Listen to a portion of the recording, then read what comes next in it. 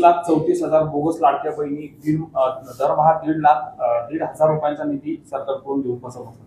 ते बघा, त्यावेळेला निवडणूक एकदम तोंडावर होते.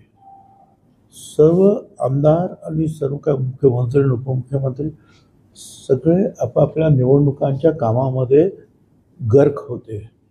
आणि मग अशा वेळेला कोणी काय नोंदल्या, कोणी काय नोंदले, कोणी काय नोंदले, आणि त्यावेळेला हे सगळं पाहायला पण ठराविक वेळेमध्ये सुरू करायचं होतं लाडक्या बहिणीचं अनुदान. आणि मग जे आहे ते मग मंजूर करण्यात आलं. पण त्याच वेळेला मला आठवतं की मंत्रिमंडळात सुद्धा अशी चर्चा झाली होती की काही ठिकाणी गडबड आहे असं वाटतं.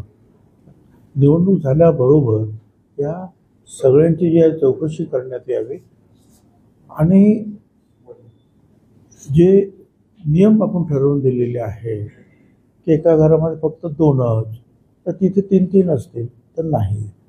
कोणाकडे 4 चाकी गाड्या, अमक्या गाड्या, हे सगळं जे आहे तर नाही. सरकारी कर्मचारी नाही.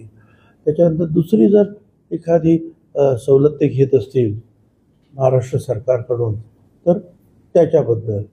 तर ह्या सगळ्या गोष्टींची जी आहे त्या नियमाच्या बाहेर जाऊन त्यावेळेला सगळ्यांनी पटापट अर्ज भरले. आणि त्यावेळेला कोणाला नाही म्हणणं सुद्धा कठीण होतं. सगळ्यांना कुणाच ऑब्जेक्शन घेत नव्हतं. पण आता जर ह्या सगळ्या गोष्टी बाहेर यायला लागल्या तर मला असं वाटतं की मी मागे सुद्धा सांगितलं की कुठलीही कारवाई न करता हे जे ज्या भगिनींनी घेतलेले आहेत आणि ते नियमात बसत नाही त्यांनी स्वतःहून सांगावं की मला ही सवलत नको. कारण प्रश्न मिटला.